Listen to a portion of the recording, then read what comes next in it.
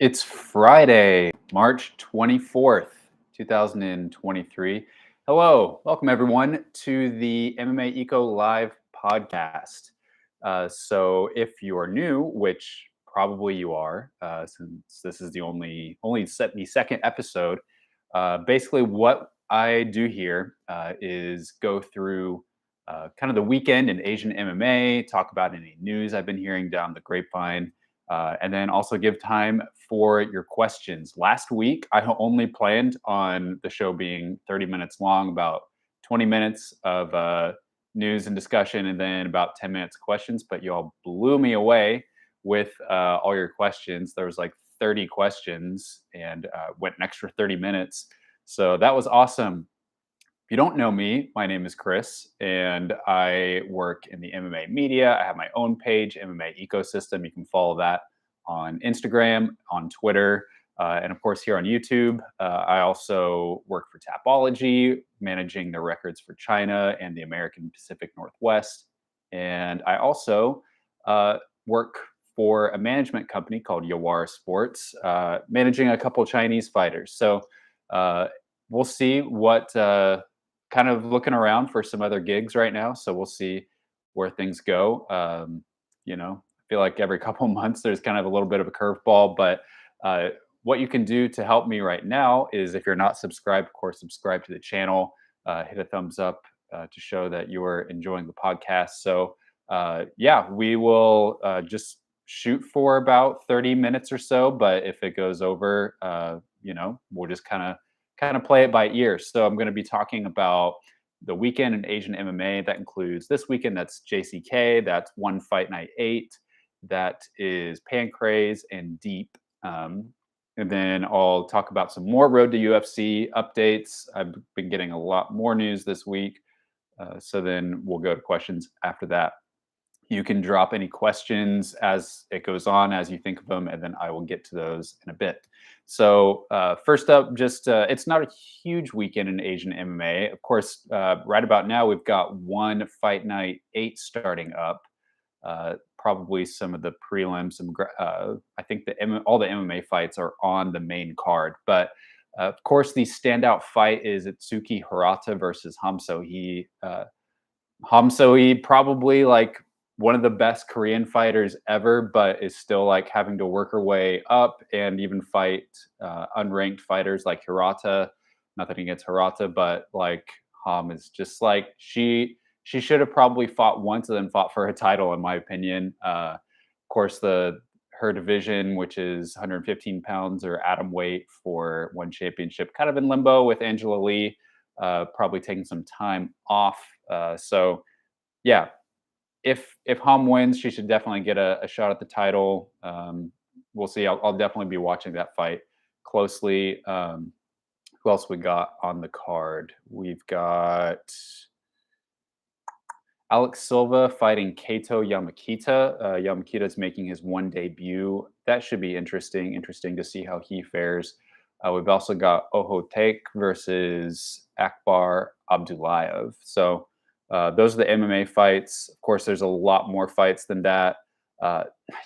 Really stinks that this. I don't even know what to make of it. Like this main event dropping out between Arjun Buller and Anatoly Malikin due to a shift in broadcaster commitments. Man, I mean, I talked about this a little bit on um, with JHK and Drake Riggs, and you can also listen to the South China Morning Post podcast. They talked about it a lot as well. But just like, is there no way we could have avoided this? Is this really necessary? And like, did we not know? Like, how is this not discovered until like 2 weeks ago? Like, why are we just now, like, as the fight's getting closer, a few weeks out? Why did something change? I guess is my question. Which I guess that's why the a shift in broadcaster commitments. But yeah, that was a big hit to lose that fight. That's one of the biggest fights that one can make right now. So I heard Nick Atkin reported that the fight's probably going to be rescheduled to this summer. So hopefully that's like early summer. But yeah, stinks that that fight fell out. Um, yeah, interesting stuff going on at One Championship. I'll say that. I've been talking to a lot of people recently who know a lot about what's going on behind the scenes at One, and a lot of mixed signals that I'm getting. I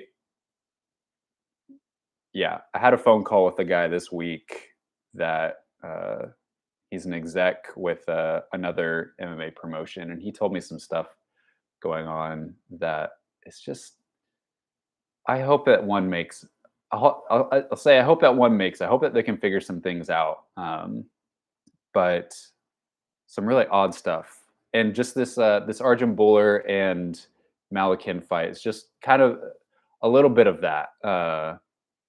Yeah, all I'll say about that right now. But otherwise, this weekend we've got JCK. So JCK originally had like this amazing card with all these like amazing prospects, and then a lot of those prospects dropped off. Interestingly, a lot of those prospects were at the UFC PI last week, going through the combine. Guys like Young Lean, and now this week they are off the card. So I don't know if like maybe there was a little bit of double booking or if they're just going to get pushed back a little bit, a week or so. So I'm trying to find out about Young Lean because he is actually under contract with my management agency. So hopefully, I think he's just going to get pushed back a little bit with JCK. But in the main event at JCK, you've got Ibu Gola versus Aijaka Akimbieka, who, yeah, this is a rematch. This is the weird thing. I feel like in a lot of Asian MMA, one criticism I have is that there are far too many tournaments, right? Uh, Tournaments are great for a certain thing, for a certain style, but in a lot of ways, like tournaments can create a lot of really odd matchmaking. And, I think tournaments are great when you have something like Bellator, a lightweight Grand Prix where you have a lot of fighters that are at a similar skill level, kind of similar records, maybe a couple oddballs in there to keep things interesting. But for the most part, it's like we've got elite lightweights. But when you have a tournament where there's like fighters that are two fights deep versus veterans, and you have a lot of different, it can just create a lot of weird matchups, and you're going to end up making losses on fighters' records that probably don't need to be there, and create a lot of weird rematches. Like this one between Ibugola, who won the JCK lightweight tournament last year, and then fighting a guy that he beat by unanimous decision, but fairly easily 2 years ago in 2021. And Aijaka, he's not a bad fighter. I mean, he's got like at Tapology, we have him at like 18-21. So losing record, but a lot of fights, almost 40 fights. So, a lot of experience in the fight. I don't know why the fight, it doesn't like jump off the page to me as the main event that's like compelling. It's probably going to be more of the same. Yeah, sometimes I'd like to see less tournaments in Asian MMA. Also on this card, you've got Zhu Kangjie, who's a really good. Uh, he's a great Chinese prospect. He's also fighting a guy that I don't know why he's fighting. He's fighting Wu Tianjin, which is he's a good striker, but a pretty like one-dimensional MMA fighter. Got a not the best record as well. But Zhu Kangjie is a good prospect. Also on the card, you've got two women's fights. The one that I'll highlight is Hailai Wu Samo, who fights out of E-Fight in Chongqing, China. There are not a lot of women's prospects in China, and so anytime there's any on the radar at all, I'm always going to highlight those. So Hailai, she has a 4-1 record. She looks pretty good. She is pretty young, still pretty green in a lot of ways, but she is fighting Sun Tianhui, who is, I think, 2-1. She may have more fights, but we have her at Tapology at 2-1. And she is a good striker. She's a good Sanda striker. I think that should be a pretty good fight and a good developmental fight for Hailai Wusamo. But, uh, you know, Hailai, she's probably going to be on the regional scene for a little bit longer but before trying to go anything like, road to UFC or anything like that. At least those are conversations I had with her coaches. earlier this year, late last year, they're saying, yeah, we're hoping to keep her on the regional scene for a little bit more. So I think that's a good idea. Let her get 10, 12 fights before entertaining anything bigger. But she's definitely on my prospect list of female prospects. So we got JCK, and then you've got a handful of Japanese events this week. You've got Deep, who has back-to-back events this weekend, and then you've got Pancrase, who has events on back-to-back days. Not a ton of stuff to write home about on these two events, but uh, just to highlight a couple fighters on those events. Two fighters with Deep. You've got Jinosuke Kashimura, who fought on short notice at Road to UFC last year. He fought against Kiwon Bean. He was a little bit too early for him. He was only, I think, 4-2 at the time. So he lost that fight, and then he followed it up with a rear naked choke win in Deep. So he's 5-2 now. He is fighting an interesting name. He's fighting DJ Daiki. So if you remember this guy, so you think that Road to UFC only started last year. Technically, Road to UFC started like a decade ago with a program called Road to UFC Japan. It was like a kind of like Ultimate Fighter light a little bit, where they followed these fighters to their training camps, watched them train, had like a little 4-man tournament or 8-man. I don't know how many fighters were in it, but Josh Barnett and Roy Nelson were involved with it. They went over to Japan to kind of oversee the process. And this guy, who's this really colorful character, DJ Daiki was his name. He made it pretty far into the show, but that's kind of where he is from. He's 40 years old now, and he is fighting Jinosuke Kashimura. So in my perfect world, I would love to see Kashimura get another shot in Road to UFC if he wins. I think they are finalizing their roster now for Road to UFC, so it may not happen this year, which is totally fine. Let him fight a little bit more on the regional scene. But thought that was interesting that he was popping up again against an interesting name. Another guy on the Deep events this week to look at. Don't know a whole lot about him now. That's Shunto Nomura. He's 4-1. Keep an eye on him. He looks like he could be another young Japanese prospect, but kind of got to see how things play out with him. With Pancrase, two names fighting on these Pancrase events. First one is a guy with our management agency. His name is Kohei Wakabayashi. Not just putting him out there because he's with our agency, but he looks like he's a pretty good grappler. He's 28 years old. He's got a 5-1-1 record. Fights in the strawweight division. He's looks pretty good. He is fighting Ryo Hata. Of course, he's not managed by me. He's managed by another guy in our agency, Tetsuya. But yeah, he looks like a pretty fun prospect, pretty like fun grappler. He's fighting a guy that is much more experienced than him, Ryo Hata. So this will be a good test for him, put him into some deeper waters. Also, main event of the second Pancrase event is Emi Fujino, classic, like longtime Japanese MMA veteran. She's fought everybody, not just Japanese fighters, but a lot of really good American fighters. I believe she's fought Yan Xiaonan at one point. She's fought all over the place, and she is in her early 40s. She's fighting Edna Oliveira. Not necessarily a significant fight in terms of like global rankings, things like that, but just thought it was interesting that she was fighting. She is in the main event. So that is basically the weekend ahead. After this is over, or perhaps maybe you're watching one as this is going on. But yeah, we'll have some things to talk about for sure, especially from that Itsuki Hirata and Hamza He fight. Let's get to Road to UFC. So I have continued to pry this week, ask around. Another interesting development. So I can't totally claim this is like journalistic discoveries, but on the UFC website, they've added a lot of names to their roster that were not there a week or two ago. A lot of Asian fighters. So that's not necessarily guaranteeing that they're in Road to UFC or at least the tournament, but it just means that they're in the UFC system. So I've written down a lot of these fighters. I've tried to follow up with them or their teams. And so here are some of the names that have been added to the UFC website. One is Gary Mungat, who is a Canadian fighter. He is of Indian ethnicity, but he's Canadian.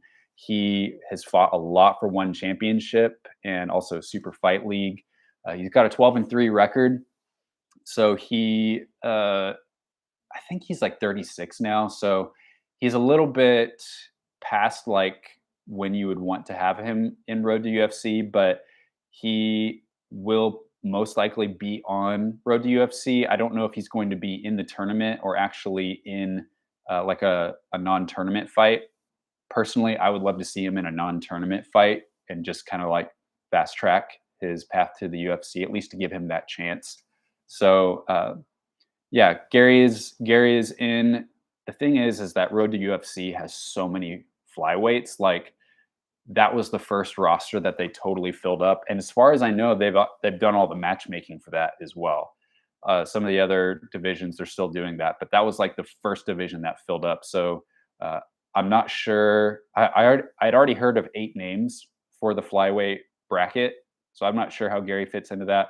Another name that popped up on UFC.com was Josh Van, who you may know him from Fury FC. He's a really good prospect, one of the top prospects in the country.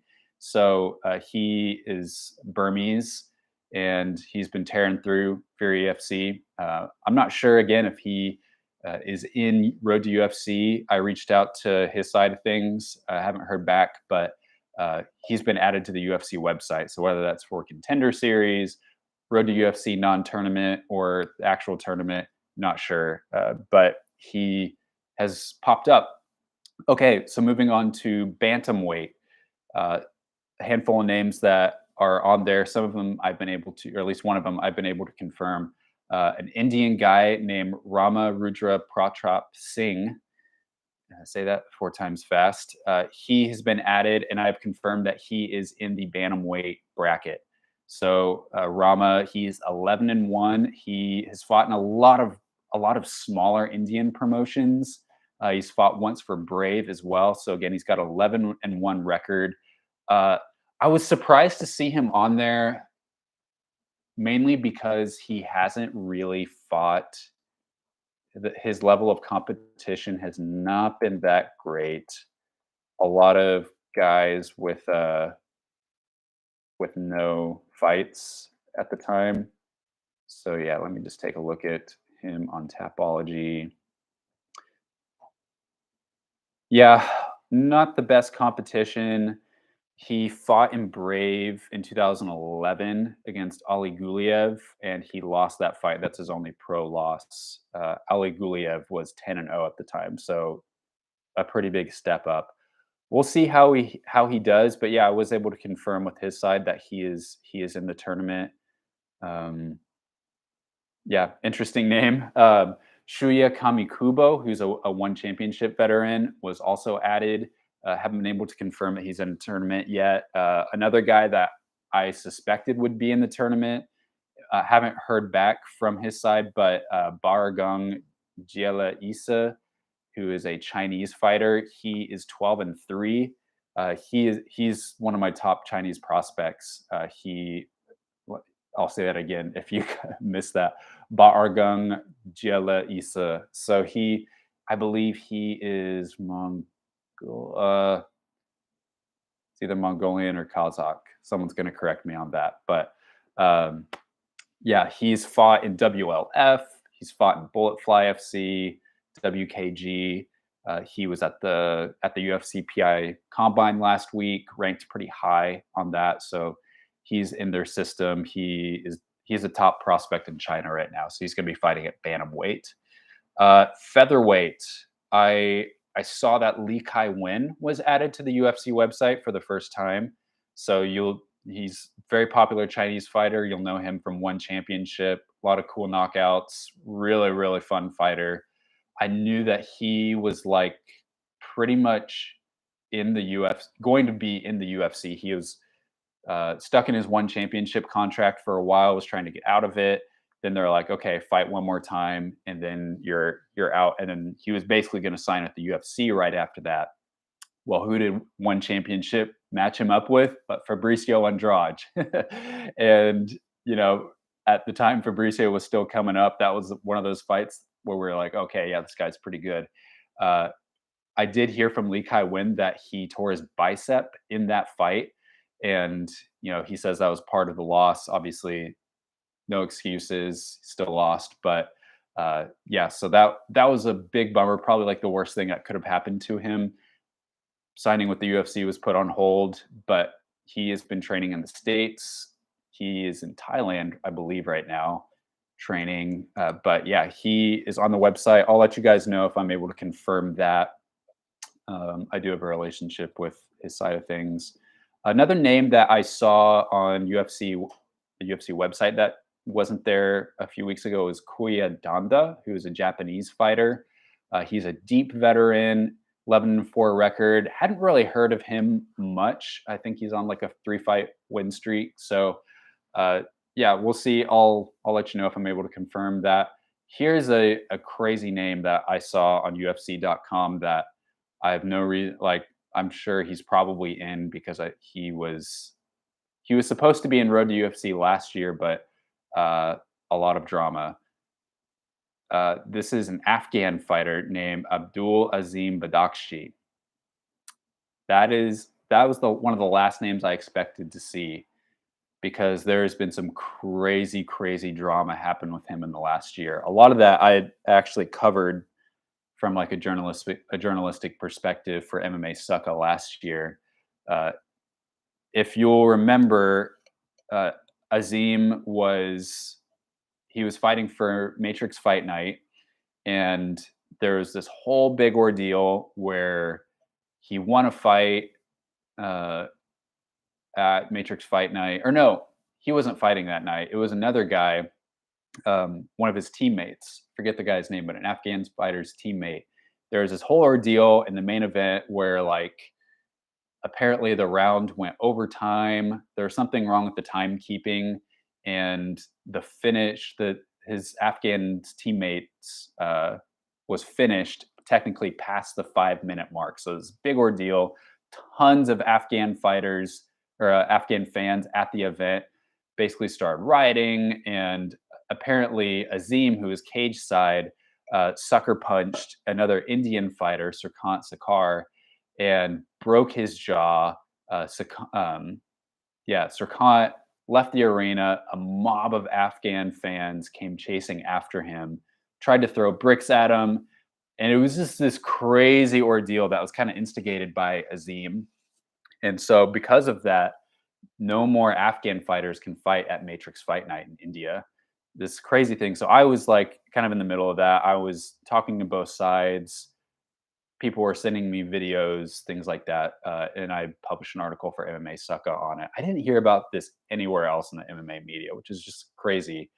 And then it turned out that Azim had like a fake passport.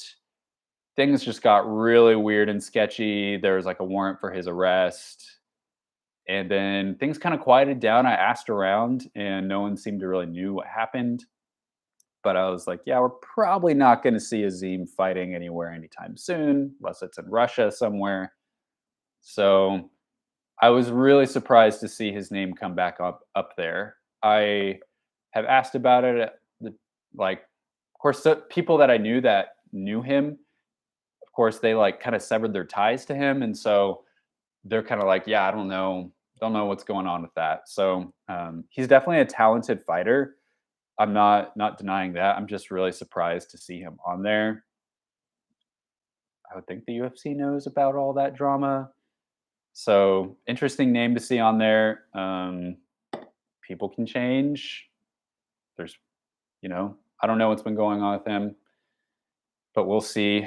Moving on to lightweight, a Japanese fighter that will be fighting for Road to UFC in the bracket is Shin Haraguchi. He is a 5-0 lightweight. He's fought with Grachan, Japanese promotion. So I was able to confirm with that yes, he is in Road to UFC. One of my top prospects for a while. Really young guy, kind of flying under the radar a little bit, but he is really good wrestler, good all around game. really excited to see him. I'm glad he was definitely one of my picks for Road to UFC. Another guy most likely is in the tournament. Haven't confirmed this, but that's Hong Sung Chan, a Korean guy, 9-1 record. Has fought mostly for Top FC. He's hopefully I'll have some news confirming him in the tournament, but he's a good fighter. Another Korean, Kim Sung-uk. He is a former Angels FC welterweight champion, 7-2 record. He also showed up on the UFC website. So yeah, I'll let you know. I haven't been able to confirm with him either. As far as the fights going on, I'm only saying these because I have heard other publicly, either the fighters or other media sources publicly state these. So don't get mad at me for saying them if you're involved with one of these two parties, but I've heard them publicly mentioned, and I've also heard them privately mentioned as well. Uh, Apparently, Choi Sung-gook is back in Road to UFC, who was a finalist last year, and he is going to be most likely facing Sumit Kumar, who's an Indian fighter that I mentioned last week. So very interesting fight. I guess we'll see what Sumit has, because he has never fought anybody anywhere close to the skill of Choi Sung-gook. But yeah, I've heard that fight mentioned both publicly and privately. I've heard also Lee Jung-hyung fighting Mark Climaco at flyweight. I believe Lee also said that, and I've heard that behind the scenes as well. So that should be a really good fight. Honestly, that could be a fight in the finals. Two of the best fighters at flyweight. I mean, the flyweight division is stacked with a lot of really good talent. Probably the most talent-rich division in Road to UFC this year. So there's two other fights that I've heard of for flyweight that are not confirmed. I'll wait until I have those confirmed to mention those. So yeah, let's get to some of your questions. Love your content. Sorry, I can't watch it because of the time zone. Yeah, time zones suck. Obviously, when you set a podcast at a time, you're excluding some part of your viewers because of time zone. It has to happen, and it's not because I don't like people. It's the time that works for me, and it's also the time that works for a lot of I do. Since it's an Asian MMA podcast, I felt like it should probably be at a good time for Asian viewers. I know it's like Saturday morning for them, but so sorry to all my like UK European subscribers. Hopefully you can catch this. Replays up there, but yeah. Do you know if Makoto Takahashi was in talks with the UFC? I don't. I don't have connection with him. He was definitely on their radar. I'm pretty sure, but he opted to take a fight with Ryzen, so no harm there. He's still young. Good morning. Hello. Elephant in the room. Do you know who Zhang Weili is fighting next, Lamoche or Rose? I don't. I'm trying to figure that out. So I will try to let's see if we can break that fight. I know, yeah, there's something in the works. It's got to be one of those two fighters, right? So something in the works, and I will keep digging. What's up, big dog? What's up? Question about the UFC. Do you think they'll go to Singapore again like last year's UFC 275? Yeah, I heard a rumor about Singapore for August. So I'll keep digging on that. But yeah, obviously they've been to Singapore a lot in June, unless it's for a fight night, which I don't think they will.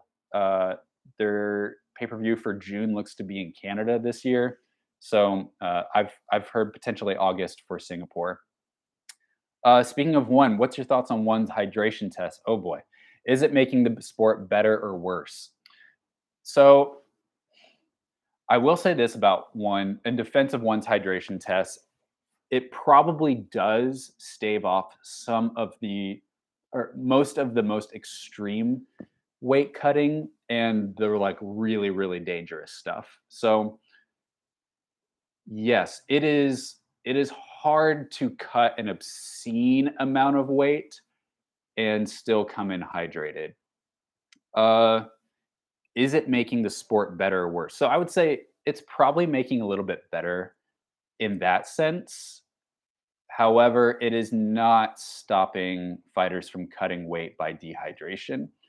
I gotta mention the MMA on Point video. They have 2 videos now where they basically uh, brought in a scientist who was like, "Yeah, I've helped numerous high-profile one championship fighters cheat the hydration test system.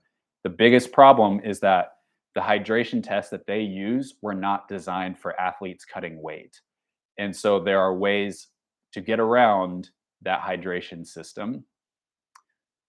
Uh, and then there's I mean, there's just a ton of problems with like, how do you explain that when they're private, hardly any fighters were missing weight, and then as soon as they made them public, tons of fighters were missing weight.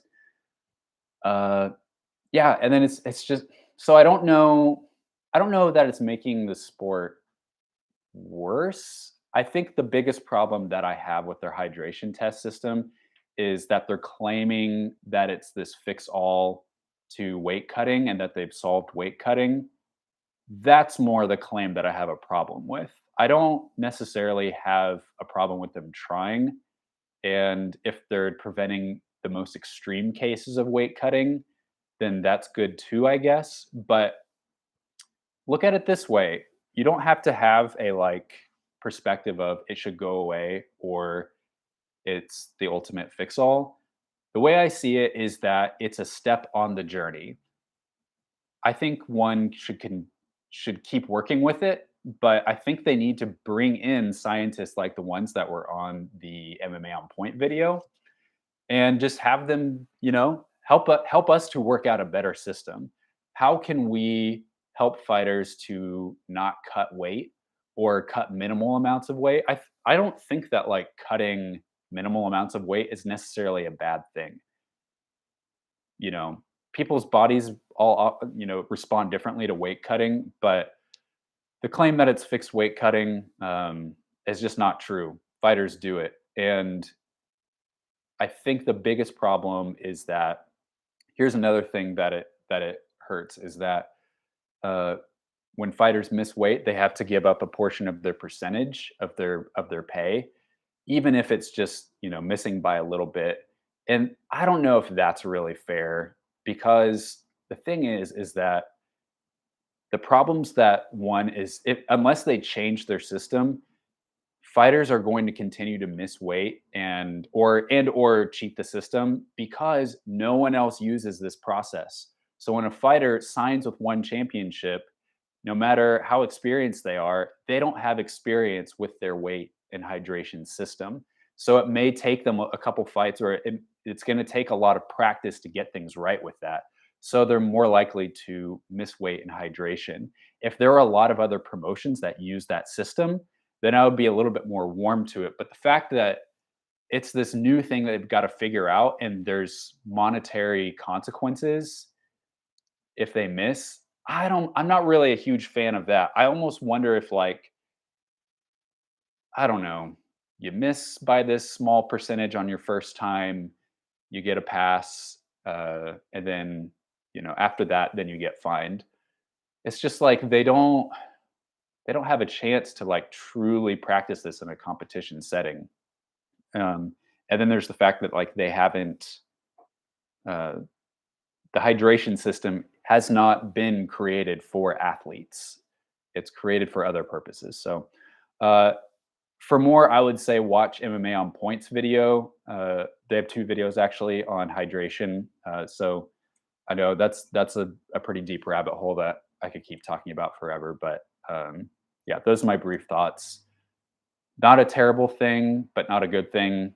So, build off Jimmy's question. Do you think Rose even deserves a rematch after losing in the worst title fight ever? How does that increase Whaley's stock? Yeah, I mean, John Whaley would be totally justified if she said Rose needs to win a fight first before getting back into title contention. Um, I don't have a problem with Rose getting another title fight. I mean, yeah, she did lose in a extremely boring title fight, but it was a split decision, and it wasn't like she was ever like either of them were ever compromised at any point in that fight. So she's not far from a title shot, but I can definitely see. I don't think Whaley would be crazy to be like, yeah, win another fight first. So I don't know. I don't have a problem with Rose or Amanda Lemos getting a title shot. Um, yeah, we'll see. I'm partial to either way. Let's see. Do you know why Lin Hachin left Black Tiger? I don't. I don't really have a connection with Lin Hachin. So yeah, good question. Uh, Not Jack Slack, but I'm doing is episode timestamps. Do you see format for timestamp? Oh yeah. Hope you're well, Chris. Yeah, thanks for reaching out. I'll hit you up. Yeah, I'll hit you up after this. That could be good. Is it difficult to build prospects at deep? Um, I don't think so. I think one thing which I believe deep is they're doing better.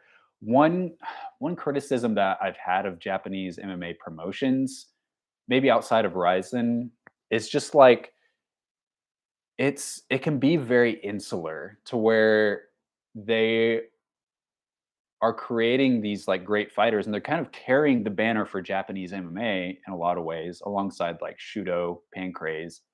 But it's so hard for anyone outside of Japan to like watch the fights and learn. Some of them have started English Instagram accounts. That's great, but I'm like, that's fine if you want to have a pay per view or make it broadcast on this channel in Japan, but like help us outside of Japan to get to know your fighters or at least make the fights accessible. Even if you want to charge for the fights through YouTube, do that. But some of them they only will broadcast through Japanese channels, and that can be kind of frustrating. Where I'm like, okay, that's fine, but like also put them on YouTube as well. One Pride MMA, they air their fights on NTV, which is an Indonesian like traditional cable TV channel, but then they also for just like $1 a month you can watch them on their YouTube channel live as well, which is awesome.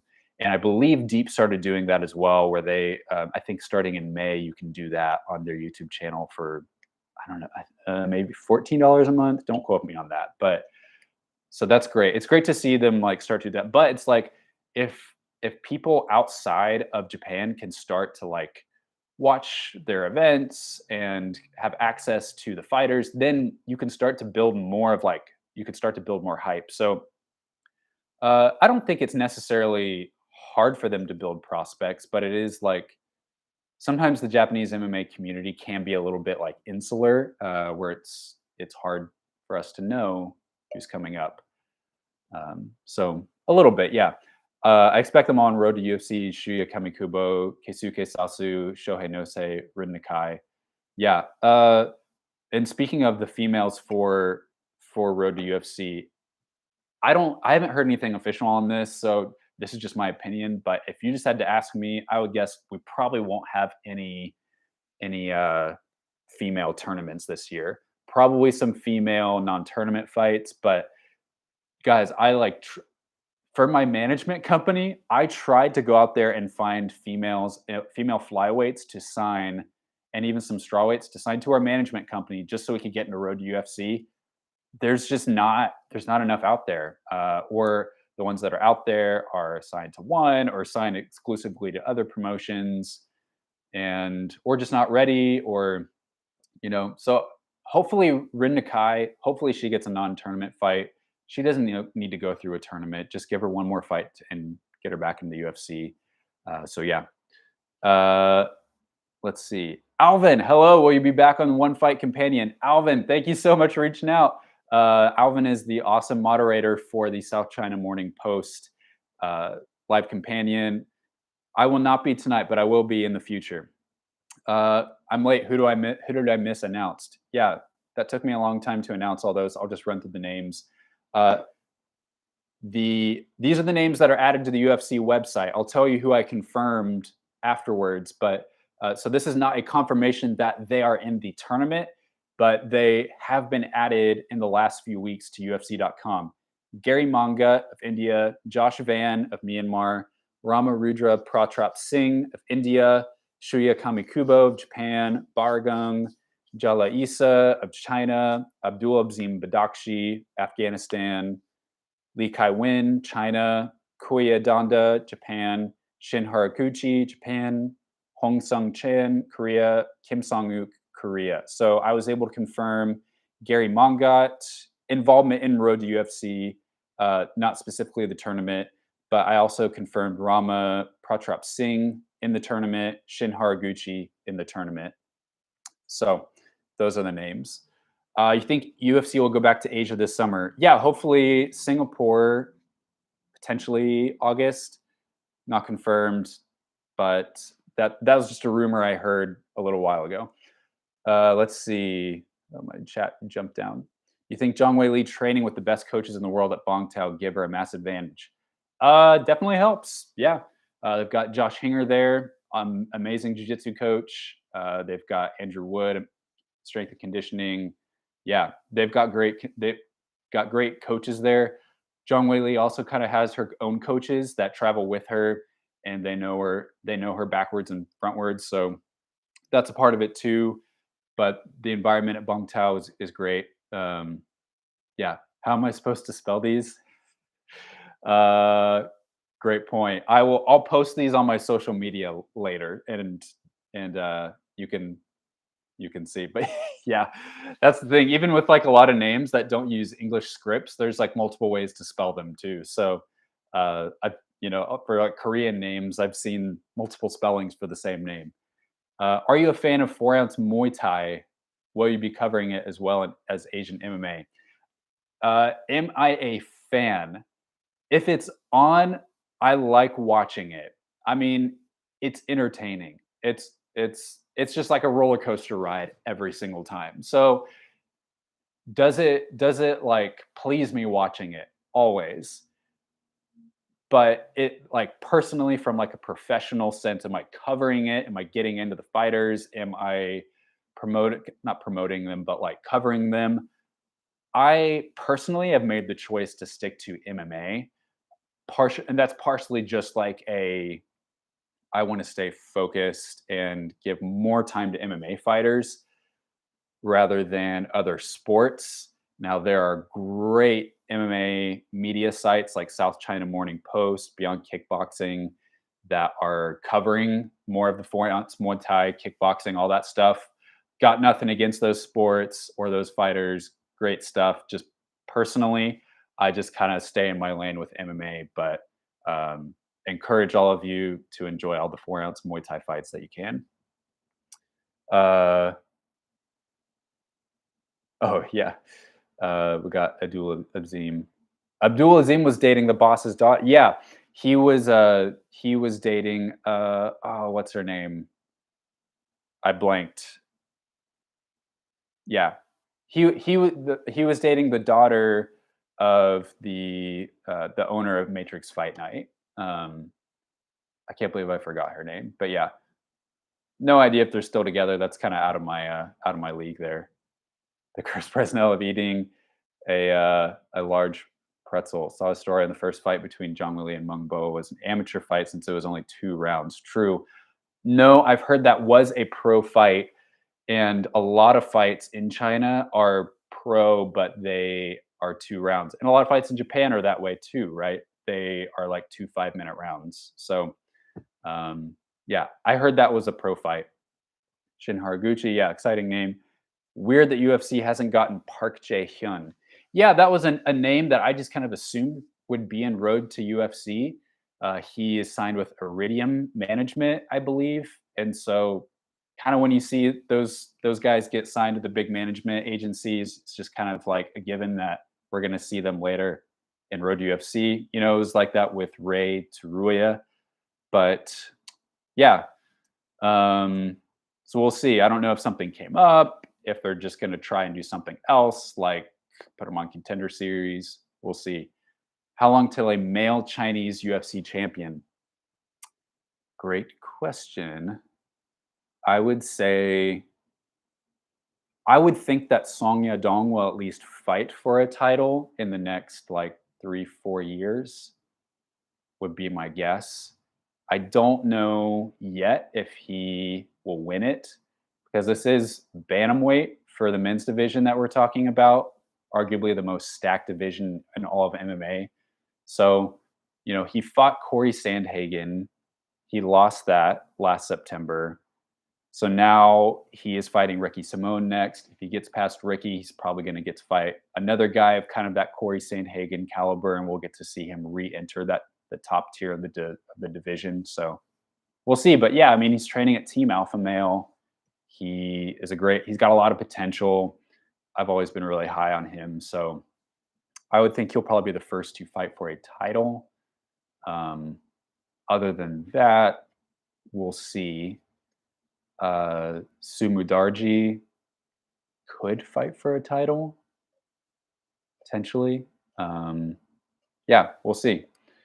I'm a Chinese MMA fan. Welcome. Notice that Yan Xiaonan is not liked within our community. Are you aware of this? And what are your thoughts of the fans constantly making fun of? That's something I have not heard. I am not sure why she would not be well liked. So if anyone knows that, let me know. She has a very intense personality. I heard this week that she's like the hardest worker at Team Alpha Male. So she is really intense. So yeah, I'm not aware of that. Thoughts on the Jeff Molina situation where fans have come out and got mad at him?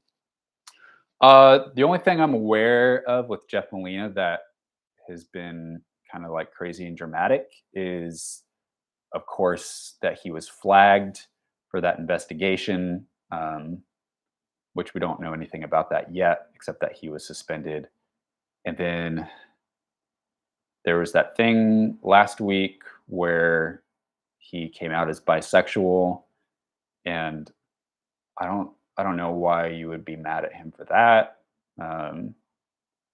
Yeah, I don't know what folks are talking about, why they'd be mad at him. I don't know what he has done to get, for that. Let's see. Is Liang Na a UFC ready fighter? I've seen her fight and she needs a lot of improvement. Yeah, good question. She has really good grappling. She definitely does, but is her whole MMA game up there? She trains at Longyun MMA in Harbin, China.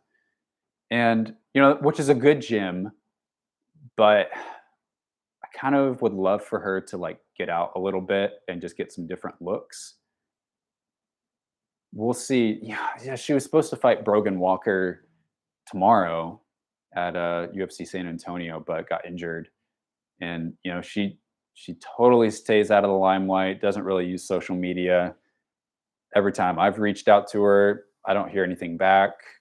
She fights pretty infrequently, so yeah, I'm not sure. I'm not sure if this is the right time to bring her in to the UFC. Still kind of on the fence on her. That got translated by some people as "she will fight in China in June." Why do you think it's okay for people to put words in other people's mouths? And yeah, James, I remember you um, asking earlier, and about people kind of putting words in Zhang Weili's mouth. I think part of that is translation, and I don't. Yeah, people take things too far, and you have to realize that when a fighter says "Yeah, I'm hoping to fight in June," or even they're saying "Yeah, I'm going to fight in June," that doesn't necessarily like fighters say a lot of things, but until contracts are signed, fights are offered, contracts signed, doesn't mean anything. So um, I think sometimes translation errors, sometimes media members are trying to get a scoop or confirm things, so they might try and push things a little bit further with fighters saying, "Oh, they said they're going to fight in June." Uh, it was this week. John Hyun Ko tweeted, "It looks like Zhang Weili will be fighting in July."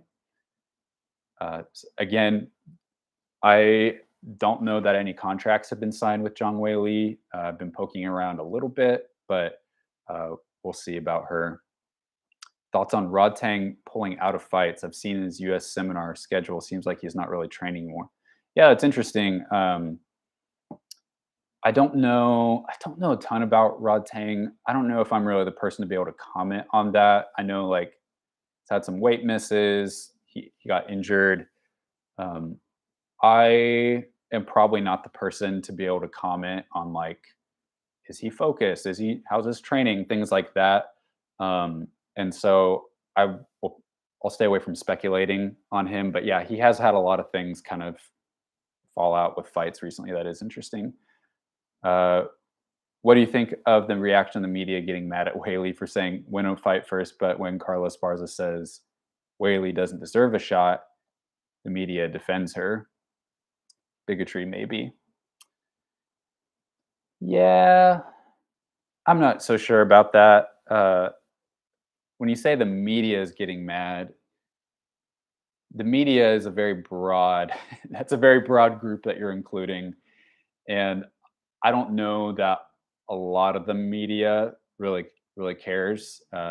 Personally, I'm in the media and like I can see it both ways. Um, if if Whaley says win a fight first, I can see that. I mean, she lost the belt, but yeah, we'll see what happens. How do you find someone ducking a fight? Is it not signing a contract when it's offered, or is it declining before a fight is even offered? Well, keep in mind that there are a lot of good reasons to decline a fight, and most fighters are not afraid to take fights. I will say there that's a good question. Ducking a fight. Fighters are not necessarily afraid most of the time. I don't feel like fighters are ever usually afraid to fight other fighters, but there are times when they know like this fight is a little bit this fight is a lot above my skill level. And there's something to be said of like I don't want to take unnecessary losses on my record, but I just like I've had fighters even in my management company say, I've asked them like, "Hey, do you want to try and pursue some of these bigger promotions?" And they're like, "No, like I'm not trying to rush things. I would just like to kind of stay fighting on the regional scene for a little bit and then a little bit later take a step up." And I totally respect that. I mean, a fighter should be able to have full control over their career, and it's not that they're afraid necessarily, but I think for a fighter to say like, "Hey, I want to have the freedom to fight, just like get more reps in, basically, build up a highlight reel, and just uh, I don't want to take on more than I can handle." I think there's a lot of wisdom in that, and there's also reasons to decline fights. Like right now, I feel like I just need to focus on my body and healing and getting a surgery or whatnot, going through some rehab. And I think that's totally valid. I mean, fighters should have the freedom to want to focus on their bodies. I mean, shouldn't we all? And also the pay. Sometimes the pay is really like from the management side. Um, I've had fighters that are really, really good and deserve like I'm not saying like atrocious paydays, but like I've had fighters that are pretty deep into their careers get offered 2,000 to show, 2,000 to win. Won't say who or with what promotion, but like if you if you're like 30, 40 fights deep into your promotion into your career and you're a win or two away from the UFC, that's like that's just not worth your time, honestly, especially if it's a really good opponent that, the fight is a little bit more even or you're going up in weight, taking a short notice fight, like it needs to be worth it for you. And sometimes promotions offer just like crazy, and I know promotions have budgets to keep, things like that. So it's not always their fault, but like there are perfectly valid reasons to turn down a fight. And I don't think that like fear is usually a part of the equation. Um, so yeah.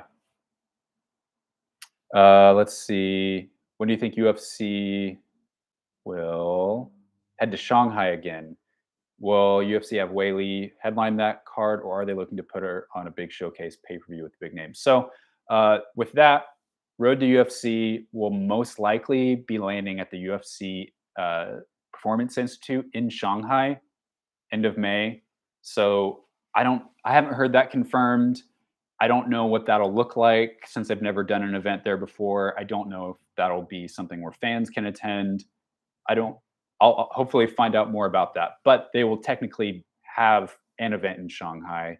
Now, as far as an arena show in Shanghai, most likely you're looking at end of 2023, end of this year. So, uh, they've gone in November before, they've gone end of August before. So, I would think probably later this year they will have another arena show out maybe like November, December, if I had to just guess. I would think they'll probably put Zhang Wei Li on like a US card in July. June in Canada makes a lot of sense for me. That seems like a really logical location, especially in Vancouver. There's a big Asian community in Vancouver, just across the ocean from the Pacific. So makes a lot of sense to me to have Zhang Wei Li defend her title in Vancouver if they have a show there. I'm not saying that's confirmed, but and then have her fight in China end of the year. That's what I think would be like perfect scenario for the UFC. Uh, see, tweeted this at you before. Do you think it's cool that Whaley and Loma were training partners last year? Even though Loma is training with the best at 115, why do you think she still had trouble with Reed?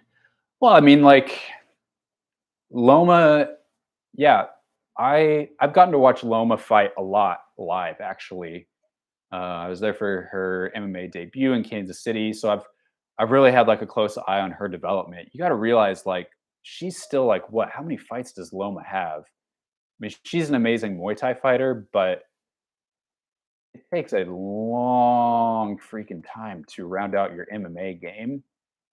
And we may still be a ways away from seeing Loma anywhere close to her best. She's training with the best that are available to her in Thailand.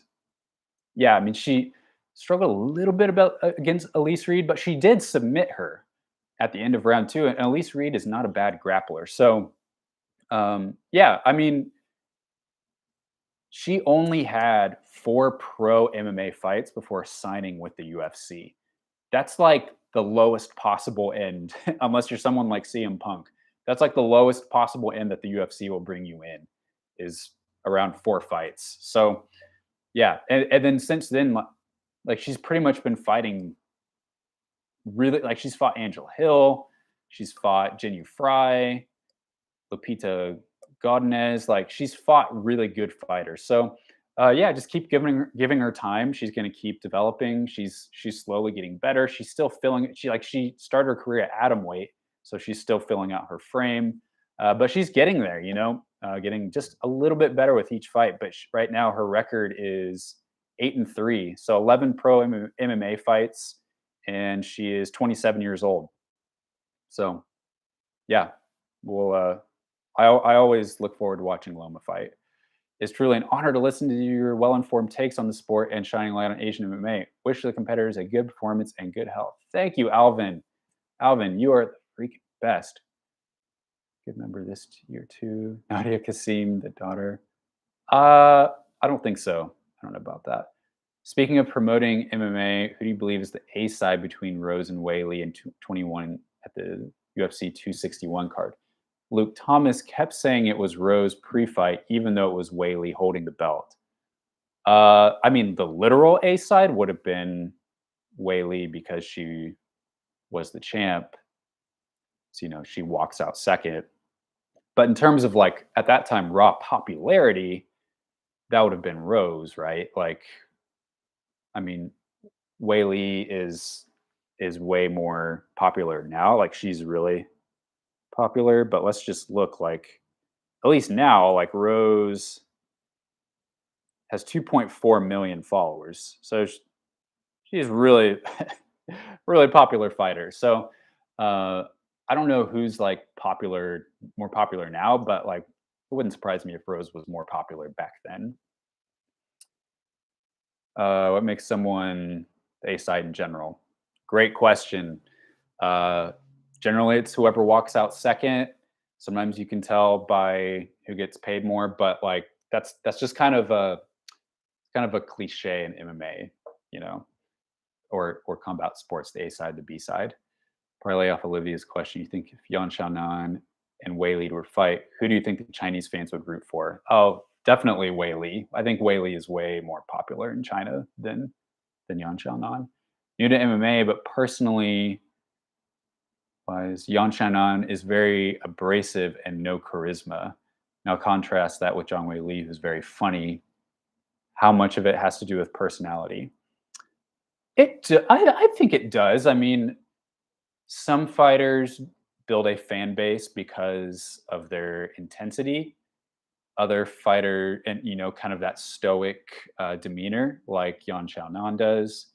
Other fighters build a fan base because they connect fans well, because they're outgoing, fun, they smile a lot, things like that. More like Zhang Wei Li, I would say is kind of a mix between both. I mean, she is a really like fierce competitor. She's uh, apparently, from what I heard, all she literally does is train. Just get up, train, like just kind of lives in the gym. Uh, but yeah, I mean, personally, I don't see how you could dislike Zhang Wei Li. Not trying to sound like a fanboy, but like she just seems like a wonderful personality. So yeah, I can I can see why. I don't know. Yeah, Yan Xiaonan doesn't necessarily go out of her way to connect with fans, and she does. Yeah, she has a pretty stoic personality, but I don't know if that's something to hold against a fighter. Um, okay, yeah, see that she gets trolled a lot. Are you a fan of Top Noi? He works at Bongtown. It seems like it. Yeah, Top Noi. He is a cool. I think Top Noi is a really cool fighter. I was really pulling for him to get back into road to UFC this year. I don't think it's going to happen. Maybe we'll see him down the line again with something like that. But yeah, Top Noi is cool. Really cool story. I back when I was working for the All Star, I wrote a story kind of off of an interview that John Hyung Ko had with him talking about you know previous life in with drugs and Muay Thai. He's just like he's a fascinating character, especially when you add that there aren't very many like male Thai MMA fighters. He's a colorful character. He's got a crazy past, entertaining fight style. I mean, what's not to love? His walkouts are amazing. Yeah, personally, fan of Top Noi. Familiar with Muslim Salikov, the Sonda champ in the UFC. Do you think finding Sonda fighters are good for MMA since Sonda is a foreign mixed martial arts? Yeah, I think Sonda is such a good base for MMA. Like, there's a lot of similarities to Muay Thai. They also have some throws in there as well. Uh, I remember when I lived in China, I got to train a little bit of Sonda with some some just Chinese people. Yeah, got to train with some Sonda fighters. Got to go to some Sonda tournaments. It was so entertaining and fun, and like it does translate really well to MMA. So yeah, Muslim Salikov, he's a big name in Sonda. He's fought in China a lot. So yeah, and I think that's one reason why I'm really high on Chinese fighters potentially transitioning to MMA is because Sonda is such a good base for MMA.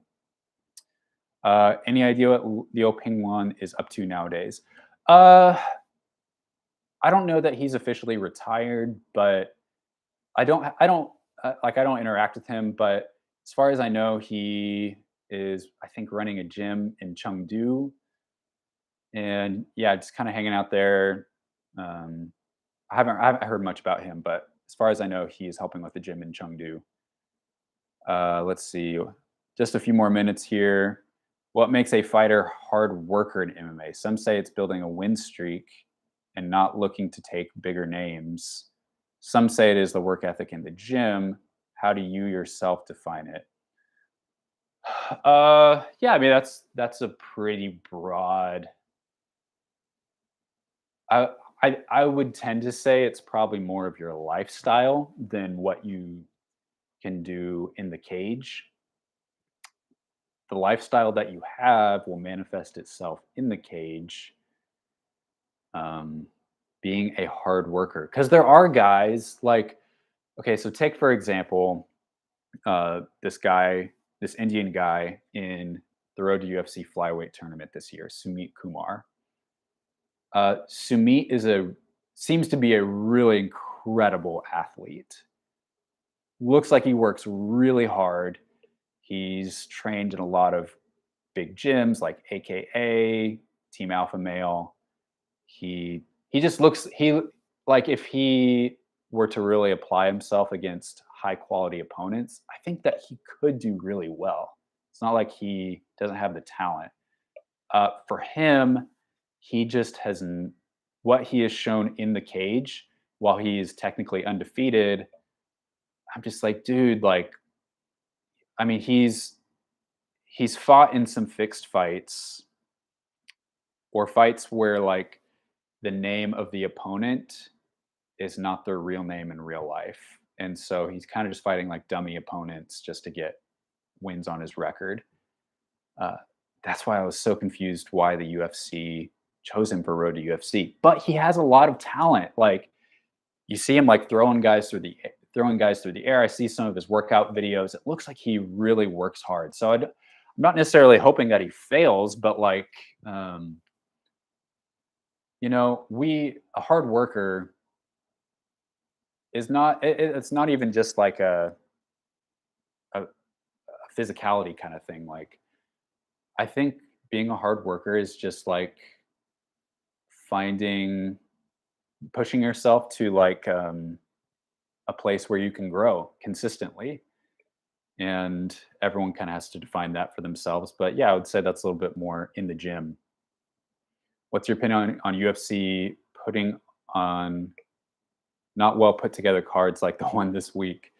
uh yeah, I mean there's a lot of criticism around the Apex cards too, where it's just kind of like a lot of random fights, kind of a card of prelims, as some say.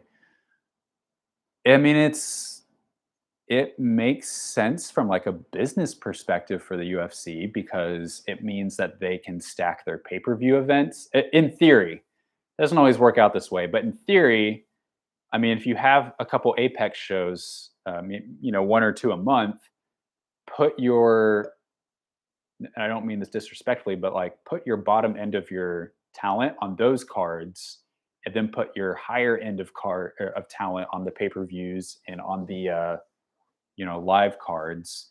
This weekend's card is okay. There's a lot of fighters from Texas, or you know,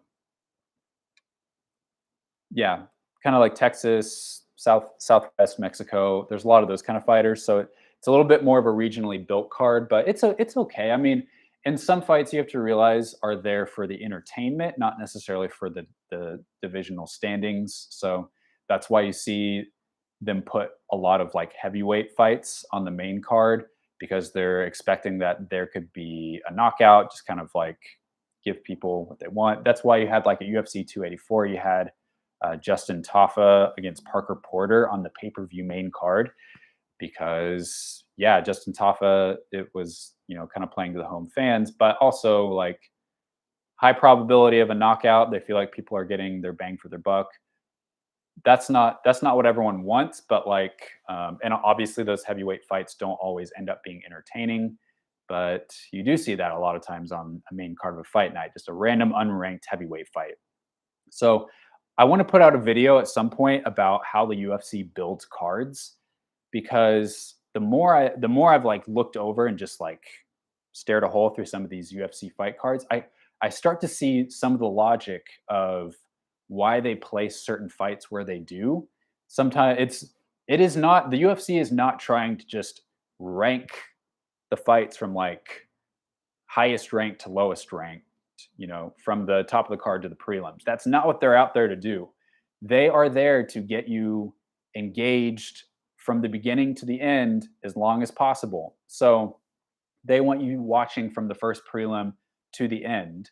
So they will sometimes stagger some of like the talent or the fighters with a big following throughout the card so as to try and keep you engaged. If you're watching the whole event, then you're watching more ad space. If you're watching more ad space, then that's better for those that are advertising, and then they're going to be able to sell more advertising.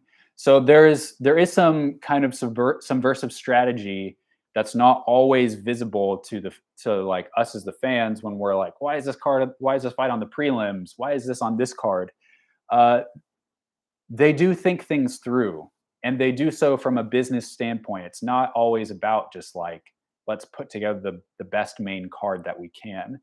Uh, I would think that would be the case for a pay-per-view, but that's why sometimes some of the better fights are in the prelims, and maybe they'll throw one good fight onto the early prelims because they don't want the early prelims to be a throwaway. So I'll go more into that on another YouTube video where I'll do a little bit more of a deep dive, kind of looking at a couple UFC cards as a case study.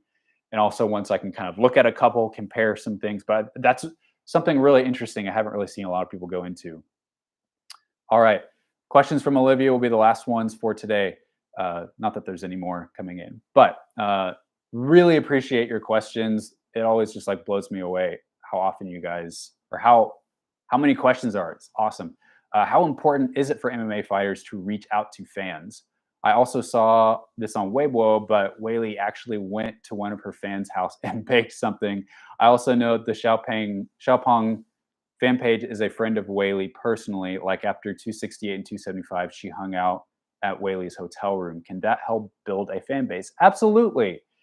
Yeah, that's why the UFC encourages fighters to use their social media so much, is because like if a fighter interacts with fans or they build that connection, then they'll get a bigger social media following.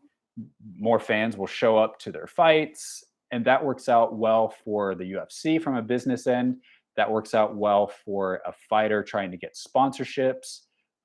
Because yeah, if the bigger the social media following a fighter has, the more sponsorships, the more lucrative sponsorships they're going to get.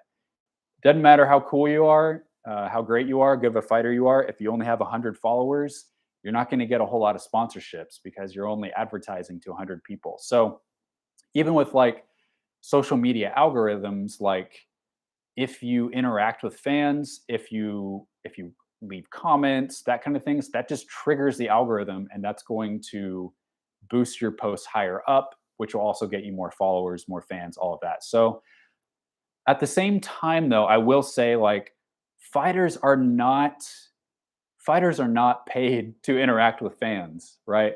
So how much should fighters be expected to make time to interact with fans? That's a whole nother rabbit hole, because fighters are athletes. They need to focus on training, their health. That's why they have managers, right? To try and take away some of those distractions. So like curating a social media profile and interacting with fans, even for me, like I don't have a huge social media following, but like I get a lot of questions like DM'd through me or through comments throughout the course of the week, and I have to just let a lot of them go, not because not because I don't like people, or I don't care, but it's just like I can't, like I'm not paid to literally answer every single thing and interact with everything. I get to as many as I can, but like I have to set limits over myself because like, okay, I gotta do other things. I gotta have a life. I gotta do these other things that will make money and whatnot. So it is a little bit unfair to expect fighters to devote so much time to connecting to their fan base. I think they can be strategic about it. I think that they can allot certain time to it. But like, don't know if you know this, but like Zhang Wei Li does not manage her own Instagram account. Other people, like her team, helps her post to that, and I think that is smart. I mean, uh, for one of the athletes in our management agency, I'm helping him, and I haven't done a great job with this. I need to like focus on it more, but like I'm helping him build up his Instagram profile. And so basically what I'm doing is I'm just like reposting what he posts on his Chinese social media. Just copy it, post it on his Instagram. I gave him the keys to the account. Here's the username and password. Use it whenever you want to, if you can. And uh, but yeah, as his manager, I just kind of want to help him get the ball rolling, help him to build a little bit of a following, and try to help him be authentic with it. But uh, yeah, fighters are not paid to be social media influencers. That's the thing. Unless the like a Paige Van Zant, she's made a lot of money on sponsorships through her social media. So there is that side of it too. Fighters just need to figure out what balance works for them, and they need to figure out like how much time can I do for this? Schedule an Instagram live, once a month just to talk to people. That goes a long way. Um, just figure out a few key things, and maybe just like it's fine to have people help out. I think that's where management can really help out. I think it gets to be a little bit gross when the management starts really like interacting with people on behalf of the fighter. Like I know Chris Cyborg has been criticized for this, of like people basically like running her social media account and like accosting other people on behalf of her. I don't think that should ever happen. I've told the fighter that I'm helping. I'm like, hey man, I'm not going to follow anybody for you. I'm not going to comment. I'm not going to basically like act creatively as you. That's on you to do that. I'm just going to help you to like repost your videos, repost your photos, fight highlights, things like that. But I'm not going to build a persona as though I am you. So yeah, fighters just need to figure out what works for them. But I will say the sponsorships is a big thing, and that is something that they can make money. So they can even see that as part of their job if they want to. Management's the key. Yeah, so that's it for today, guys. Thank you so much. I so appreciate all of your questions. At some point in the future, I'll probably make like a time limit, because as this podcast grows, there's going to be more questions, more time.